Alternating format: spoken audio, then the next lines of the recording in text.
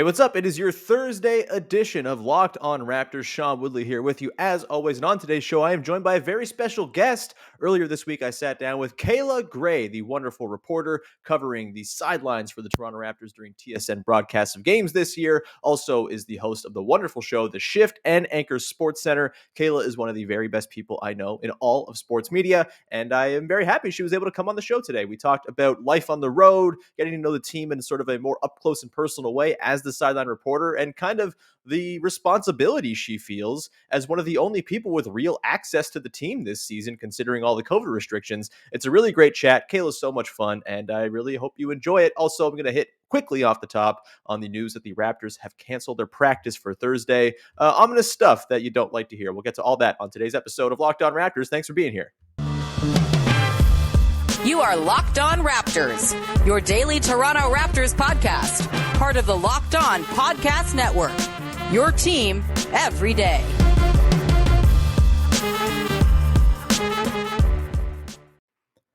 Hey, what's going on? Welcome to episode number 1075 of Locked On Raptors for Thursday, December the 9th. I'm your host, Sean Woodley of RaptorsHQ.com. You can find me on Twitter, as always, at WoodleySean. You can find the show at Locked On Raptors, where you can find links to every single episode of the podcast. And, of course, please make sure to check out the podcast free and available on all your favorite podcast platforms. You can subscribe, follow, rate, review, all that good stuff that those apps ask you to do to support shows. It's much appreciated. And a reminder, you can subscribe to the show on YouTube and join our YouTube community and see my face every single day. Thank you again, as always, as well, for making us your first listen of the day. Okay, let's get into it. On today's show, Kayla Gray is coming up momentarily. We're going to talk to Kayla about life on the road, covering the Raptors as a sideline reporter, traveling with the team this season, the kind of weird dynamic that is her being one of the only people with access to the team this season, the sort of up close and personal access that typically most beat reporters would get, just not the same this year with COVID. And Kayla,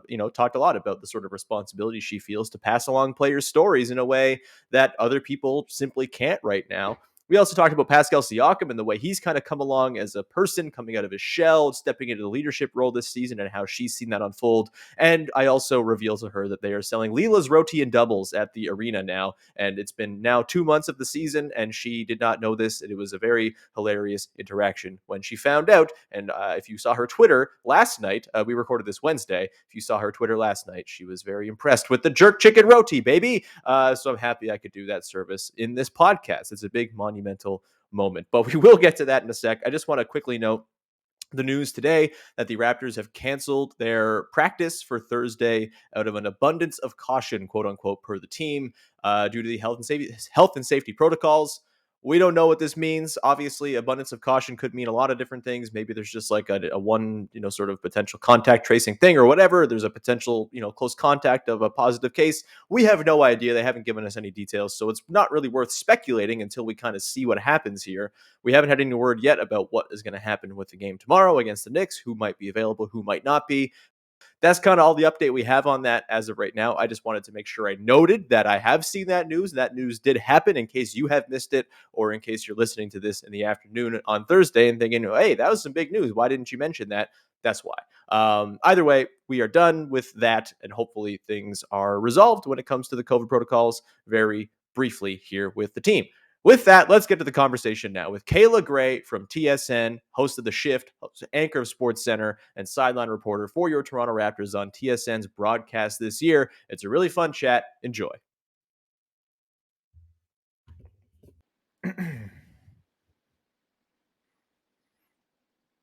All right, joining me now on Locked On Raptors, a very special guest who I'm very happy to have here. One of the most talented and honestly kindest people I've ever met in sports media in my time. It is Kayla Gray, sideline reporter extraordinaire, covering your Toronto Raptors for TSN, also the host of The Shift and anchoring Sportscentre. Kayla, thanks for punching down and hanging out today. Thank you. Did you also hear my dog that was like, wait a second, she's kind? I don't think so. I'm also like, is he only calling me kind because I gave you M&Ms at one time in the media row? Honestly, thanks so much for having me, Sean. That was nice, though. It was nice. You came rolling around with a giant bag of M&Ms. I'm assuming they were comped by TSN or the Raptors or something. No, they were most definitely comped by the Raptors. We get vouchers. I know you know Oh, how yeah. much these M&Ms cost in stadiums. You know my ass is not paying for them, so It is you're welcome. insane, Kayla. We'll do an aside on like so just full disclosure. The media this year, because there's no media room for us to eat food in, Yeah. they're giving us vouchers to go and buy concessions to stand as our dinner. And there's always like a fun game you play where it's like, oh, I get this one thing, and can I add a bag of candy and it fits under the price of the voucher? Never does. The candy itself is like the price of a voucher. So I don't take those M&Ms you passed along to me while we were watching the Cavs play the Raptors lightly, Kayla. It was a lovely time getting to sit and chat. That was also the day where I planted the seed of you coming on the podcast. So big times. I'm very happy And you're here here. I am. Yeah, Oh, yeah. and I guess I should say and be rude, but not rude, and be like, No, I no. might pick up my phone for like 1 second because Damian Warner was just announced as Canada's top athlete. I was on the committee Hey, that voted him there. that's amazing. Number one. Number two, if you have to pause the As podcast we're and talk not to here to talk Damian about Warner. Damian Warner. Yeah. No, we're not here to talk about Damian Warner. We're here to talk about the Raptors. But I just want to let the Yeah. folks know at home if I'm looking down, I'm not trying to be rude. I'm trying to do multiple things at No, no, once, no. like Sean It's Woodley does so well. Yeah, the Lou Marsh award is big. I thought Vladdy or Alfonso Davies might win it, but Damian Warner, Stop literally it. the best Stop it athlete now. in the world, Stop we it can give now. it to that Stop as it well. now. Yeah, yeah, yeah. Next year is Ken Birch's year. Kayla, Ah! let's let's dive into your life as a sideline reporter. You've taken over the job on the TSN broadcast this year full time, and you're doing, I must say, you and Amy Audibert as the dueling sideline reporters for the team have been absolutely fantastic to watch. It's really added a ton to the broadcast. Super happy to have you on there. But you're kind of an interesting spot. You're traveling with the team, but it's kind of weird COVID travel. You Mm-hmm. are getting access to the team, but it's probably a little bit less than a typical access would be, but still more access than most people have. What's the sort of adjustment to the sideline life been for you? It seems like it's kind of a whirlwind of a job. Yeah, it's been honestly a lot of fun. And I think for me, like as much as I like come off fun and I like to kiki and whatnot, I love to tell stories. So Mm-hmm. anytime you have the opportunity to properly develop that, I can't stress enough how important it is for the broadcast, I feel like. Mm-hmm. To just sort of use tidbits that you learn at shoot around or be able to like bank and build up storylines and like games have a funny way of being like, aha, Fred is going to the mid-range game. Y'all talked about that before or what have you, right? So yeah, that piece I think has been really, really beneficial. Also FaceTime too. And then for me, like getting used to travel, but also building a little bit more empathy and knowing like how tough it is. Like Mm-hmm. I don't think people understand the wear and tear of like constantly being on planes. I myself have like this thing where it's like literally every time I get off a flight, I'm 10 pounds heavier because of water weight, because of the water retention on the plane. So I also am not a professional athlete. So woe is really me. Like you're fine, girl. But yeah, no, it's interesting to kind of see the dynamics on the road. All right, we are going to continue on our conversation with Kayla Gray in just 1 second here. But first, I want to tell you about Shopify. Cha-ching, you hear that sound? Ooh, that sound makes me smile. It's the sound of another sale on Shopify, the all-in-one commerce platform to start, run, and grow your business. In case you don't know, Shopify is a complete commerce platform that lets you start, grow, and manage a business. The subscription-based software allows anyone to set up an online store and sell their products. Shopify store owners can also sell in physical locations using Shopify POS, our point of sale app, and accompanying hardware. Shopify gives entrepreneurs the resources once reserved only for big businesses. So upstarts can, and startups as well can get their things sold everywhere. That's what I meant to say. They can sell everywhere, synchronize online and in-person sales, and effortlessly stay informed. Again, all those tools that the big businesses get, you have access to now. Scaling your business is a journey of endless possibility, and Shopify helps make your entrepreneurial dreams come true. I love how Shopify has the tools and resources that make it easy for any business to succeed. From down the street to around the globe, Shopify powers over 1.7 million businesses from first sale to full scale, reaching customers online and across social networks with an ever-growing suite of channel integrations and apps, including Facebook, Instagram, TikTok, Pinterest, and more. It also allows you to gain insights as you grow with detailed reporting of conversion rates, profit margins, and beyond. Go to shopify.com/lockedonnba. That is shopify.com/lockedonnba, all lowercase, for a free 14-day trial and get full access to Shopify's entire suite of feature. Grow your business with Shopify today. Go to shopify.com/lockedonnba right now. Shopify.com/lockedonnba.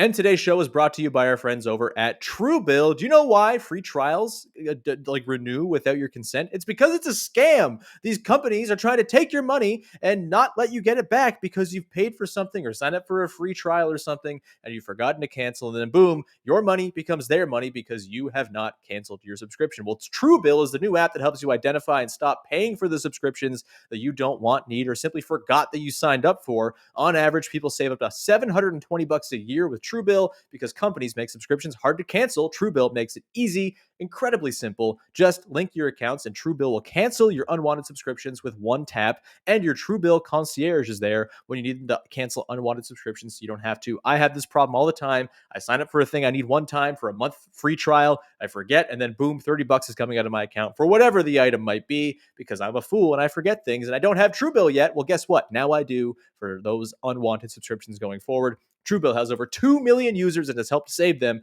over $100 million to date. Don't fall for subscription scams. Start canceling today at Truebill.com/lockedonnba. Go right now to Truebill.com/lockedonnba. It could save you thousands a year. Truebill.com/lockedonnba. All right, let's get back to it. My conversation with Kayla Gray continues on now. Yeah, you should be like me, by the way, Kayla, and just never drink water. Always forget to drink water, and there's Right. no water weight to hold. I'm constantly at my leanest because I have alarms set. I always hit snooze. It's very bad. Wow. But it's Kayla. It's a problem. Like I always wake up in the morning being like, "Am I dying?" But Oh it's my not. It's just gosh. I'm not Can drinking somebody enough get this water, man and it's some a problem. H2O? This is ridiculous now. Yeah. I need to get one of those bottles that like bullies you throughout the day. It's like, drink water, you moron. Are you drinking water? You haven't drank water yet, you fool. You're going to die. Not on the concept on the topic of water. In terms of the FaceTime you're getting with the players, I got to ask you, like, that has to be kind of a cool thing. You mentioned the empathy you're kind of building up in the sort of stories that you're going. Like, what's your sort of day to day on a non-game day when it comes to interacting with players? Like, you're on the road, obviously. They just kind of. Yeah. I would imagine there's like more of a willingness from the players to let someone who is traveling along with them and kind of going through the grind at the same time in a little bit more. No. Yeah, I guess everyone's honestly like nice. Like, there's times where you might bump into people in elevators and in passing and whatnot. But to be honest, Sean, like I listen, I'm from Scarborough, okay? So my rule is like if it's not my business, I mind my business. Okay. So I just think that that's how it certainly helps for the work aspect is to let people's free time be their free time. Sure. And I think that at the end of the day, that does build a little bit respect on both sides. I also need my free time. We talk about players not wanting to be around us. Well, what if we don't want to be around them all the time? Yep. Okay. No, I'm just playing. Everyone's cool, but yeah, like I think that you really realize that not that you're on the court with them or whatever, but you do become in a sense kind of connected, that you all are kind of going through the same experience together, and Mhm. maybe that does lead to a little bit more willingness to talk when the time comes to talk. But I think for me, I'm a big proponent of personal boundaries, and I try Yep. my best to respect that at all times. Are you finding this year, Kayla, as I mentioned earlier, it's not the same full level of access or anything like that that a typical reporter would have, traveling Hmm. around the team. But like, considering that there are like 10 people who get to sit in the press room to ask Nick Nurse questions, and it's, for me, when I go to games, unless I'm sitting in the nice seats with you, I'm just like, I'm literally walking in the building, I'm turning right, I'm getting a roti, and then I'm going up the elevator, and then I'm just Where there, are and you then I finding leave. roti? Oh, Wait a Leela's is on second. the first floor. It's like right across from the media elevator. Leela's Roti and Doubles. That's How am I just finding out that there are doubles being served at Scotiabank this Arena? is Kayla. This is a game changer. I've Wait, spoken I'm about it on sorry, the Nick. pod We'll before. talk about you in Yeah. a second, but about the doubles though.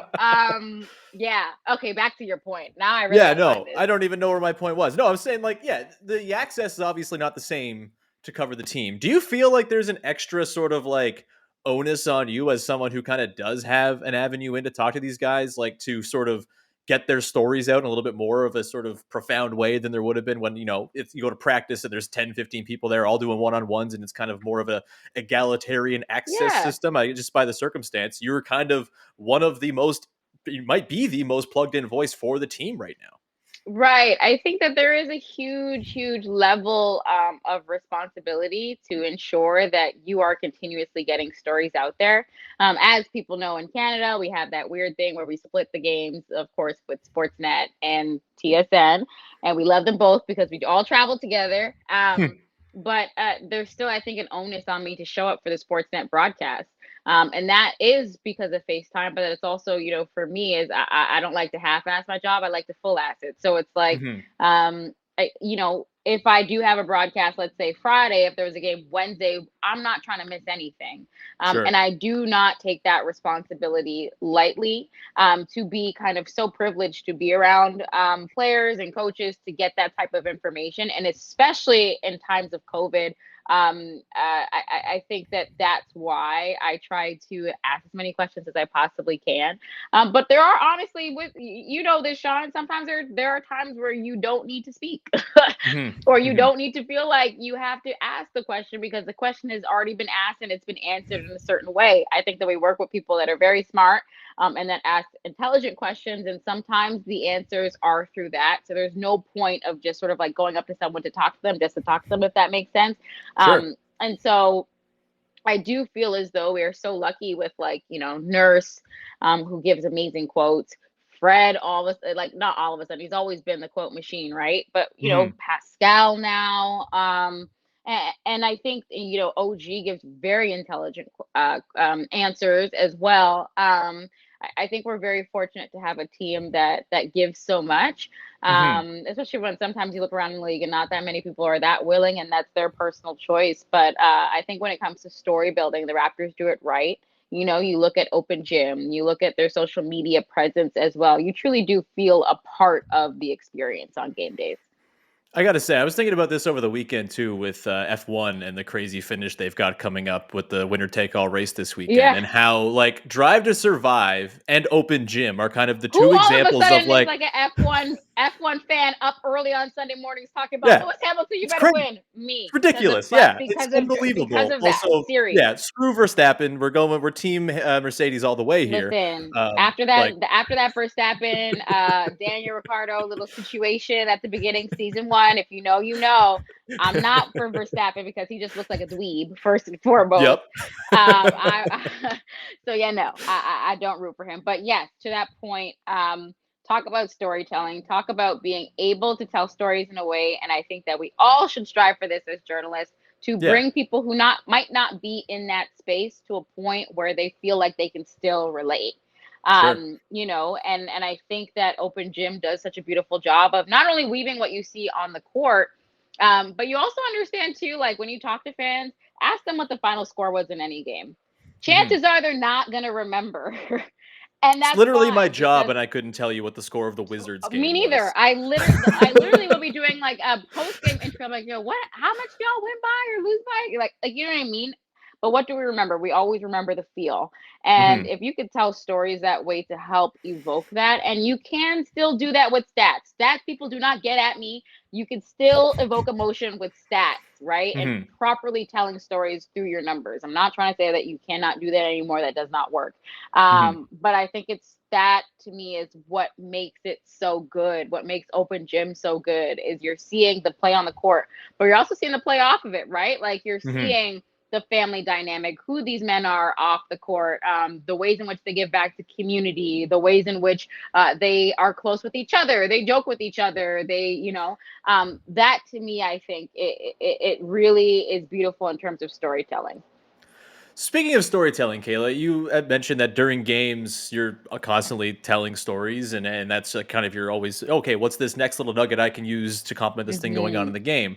I have to ask you, I've never really understood the sort of day-to-day, like the hour by hour of a sideline reporter at a sporting event.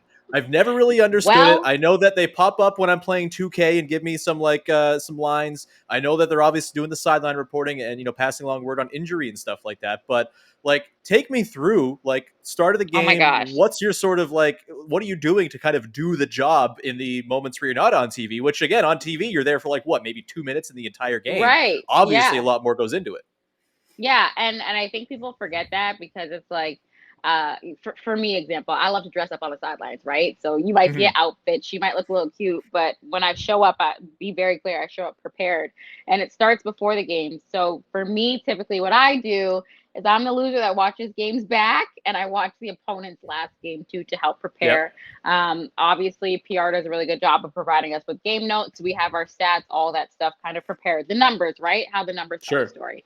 Sure. But then, of course, as you know, there's practices in between where we have that opportunity to follow up on games before, to follow up on storylines that might have and seeds that might have been planted at the start of the season. And so what I have is like an old dusty notepad. I'm trying to look for it, but it's over there right now. And I'm always like going through and be like, oh, Fred's section and add this quote, right? Or Yeah. hey, this section and add this quote. And it's a hot mess by the time it's done. But honestly, I use a lot of these things as reference. And if I don't get it in one game, somehow I get it in the other. And so I'm constantly doing that. Your phone's your best friend, your recorder. So that then leads us to game day. Shoot around if there's players available. You're able to talk to them. If I'm on the road, before they shoot, I can grab 2 or 3 guys. You're working then on transcribing everything, putting it back into your raggedy notebook, and seeing how things align. You're also communicating with your producers to make sure that they're aligned with the stories that you're looking to tell during the games. Mhm. And then it's fun. It's game day. You're there and you are literally in a reactionary mode.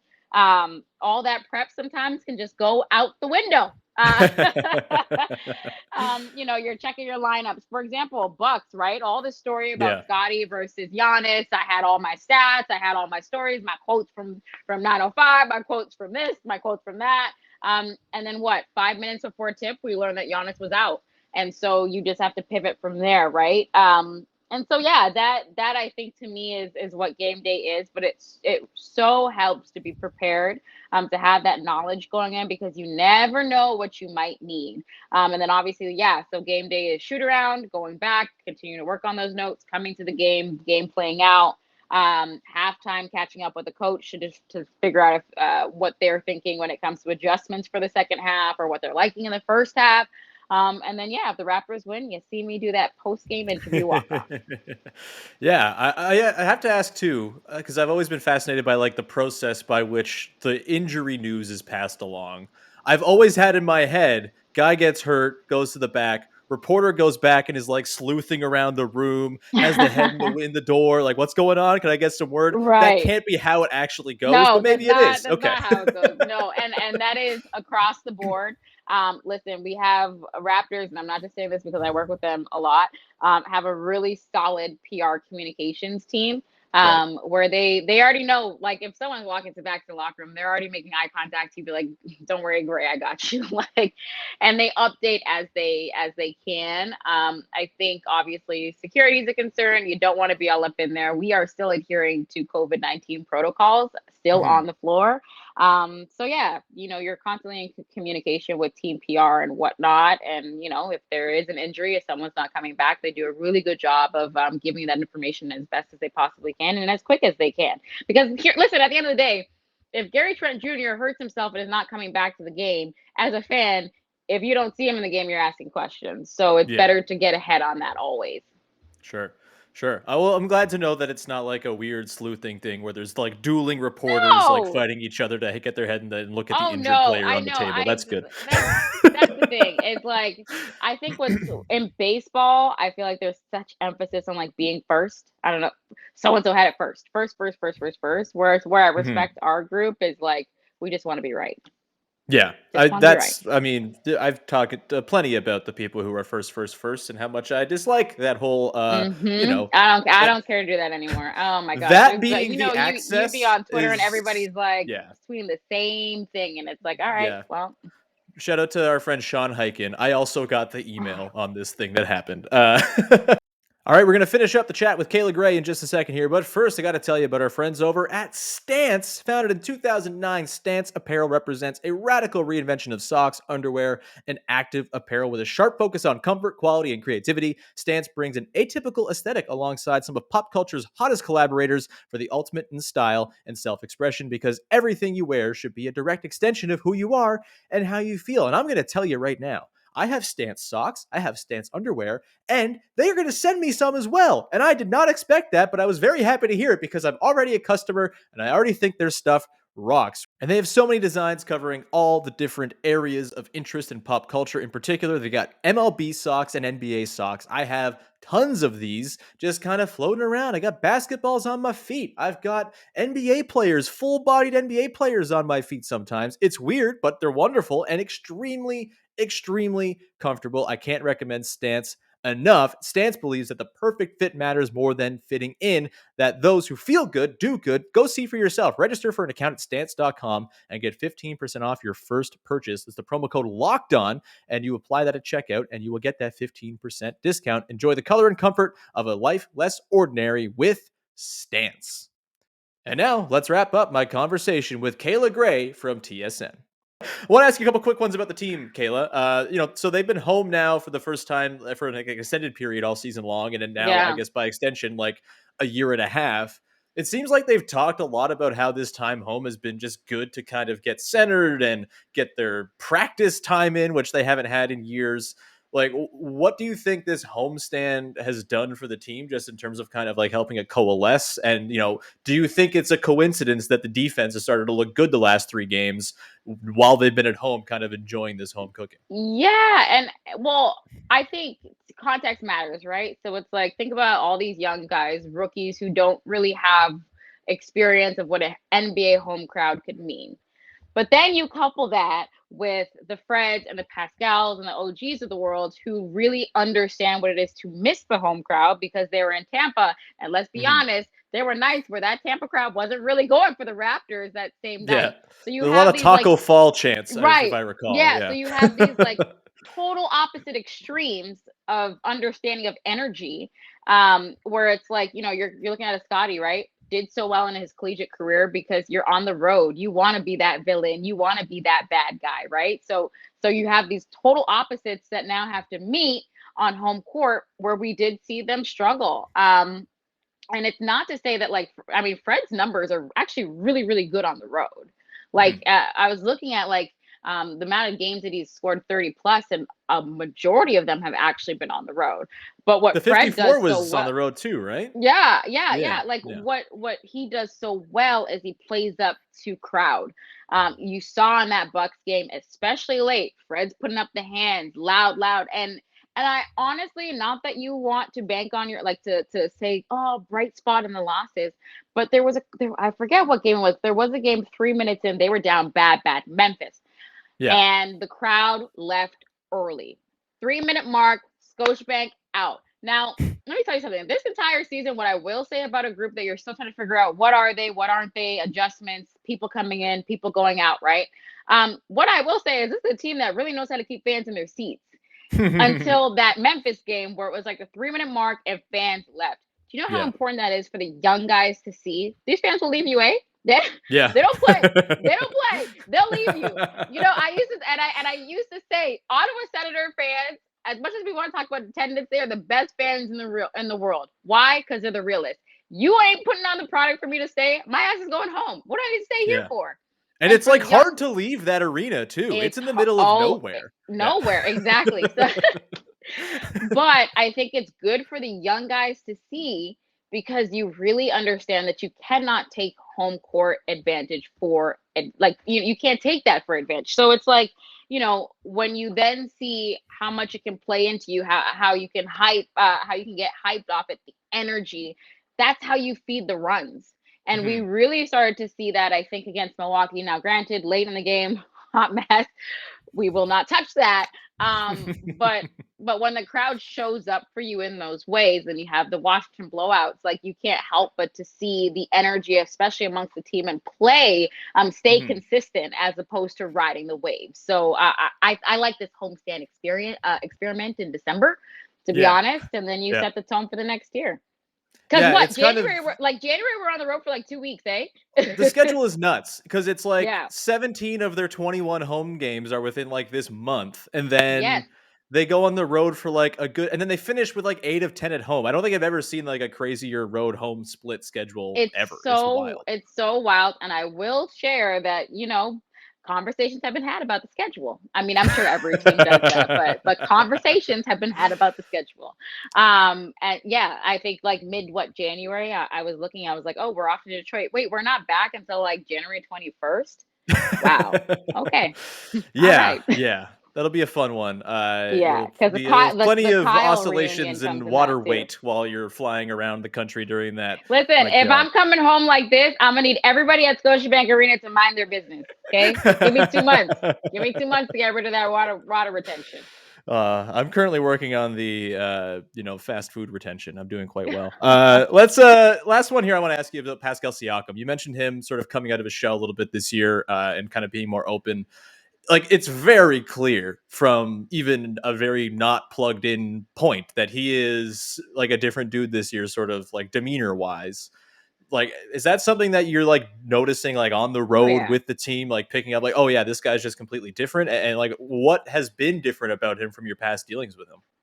Yeah, I mean, Pascal's always, to me been great, but maybe I view things in a different lens. Is, you have to understand sometimes when we deal with younger players coming in, you have to understand the why, right? These guys just love the ball. They just love to play.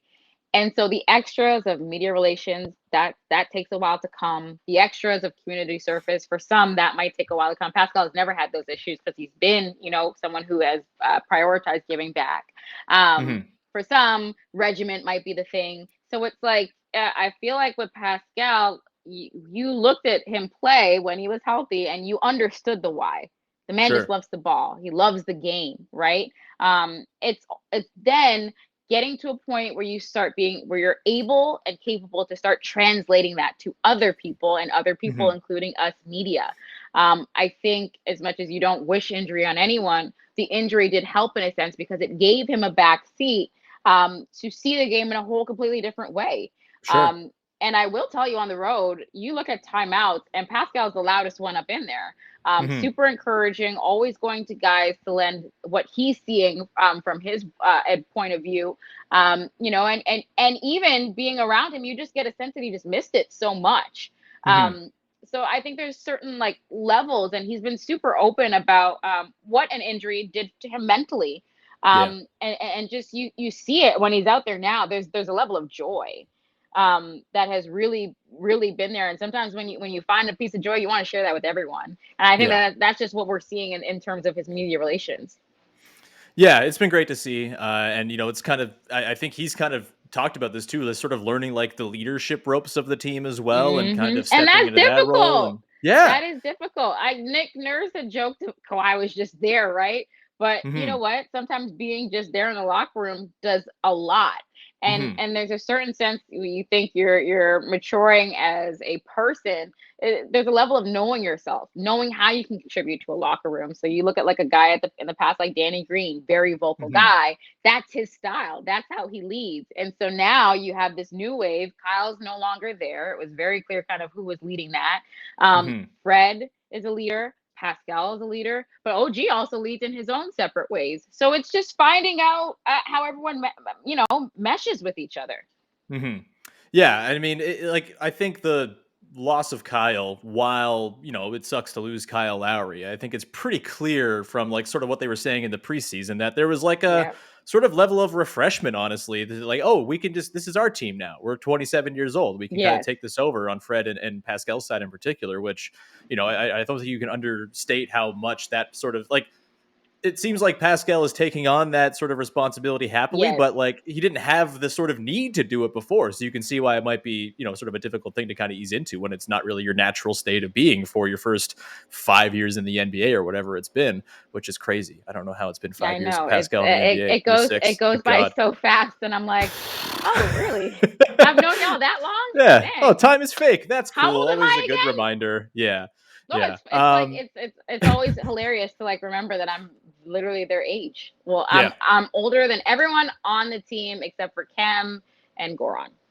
Yeah, I think Chris Boucher is just ahead of me, and then Kem and Goran. I think that's about all I got. I'm quickly running out of real estate. I will soon be older than all the players, and I'm not looking forward to it, Kayla. If you think this way about how you feel being old, ask all the older members in media. Oh yeah, no, I make fun of Blake about this all the time. Don't worry I know. about I it. was It's like, fine. just Yeah, as Blake he's must well be past now. healthy He's the still. oldest guy in the room. He's not there in the room anymore. He's gone to mainstream now. But anyway, Kayla, this has been an absolute delight. We'll have to do it again sometime because I could talk to you all freaking day. But thank you so much for taking time out of Lou Marsh Day to chat, and hopefully see you soon. And I'll mooch some more M&Ms off of you. Anything that people should know about with the shift or anything coming up?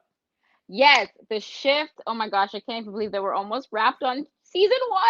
Wow. But please continue to follow us at the shift_sports. You're going to get your episodes, all the things, a couple of special guests coming out to round out our year, including one that's very good at shooting basketballs. So yeah, that's all I got for you. That's all I got. It could be you. It could be me. It could be canceled. So not me. Who knows? Who knows? I haven't shot a basketball in 20 months. The next time I do, it will be embarrassing and sad and probably painful. I was doing sideline for a game and like 5 basketballs came my way and I didn't know what to do with my hands. I was like, damn, this is so embarrassing. I should probably like act like I'm supposed to be here, but I'm like, sure. But yeah, here we are. Yeah, you gotta. Not everyone can be Megan McPeak, where she's amazing at broadcasting and also better than everybody in media at basketball. It's it's a difficult thing to have both skills. But Kayla, you are amazing at the broadcast side of things. Thank you so much for being here, everyone. Go check out Kayla on Raptors broadcasts, of course, and on the Shift and Sportscentre. We will talk to you soon, and that is going to do it for today's episode. Everyone, thank you for tuning in. Subscribe on YouTube. Follow on all your favorite podcast apps for absolutely free. And now go make Locked On Bets your second listen of the day as they are breaking down all of the betting action across the sports world with your boy Q and Lee Sterling breaking it down each day, winning you some money. That'll do it. We'll talk to you again Friday with another episode of Locked On Raptors. Bye-bye.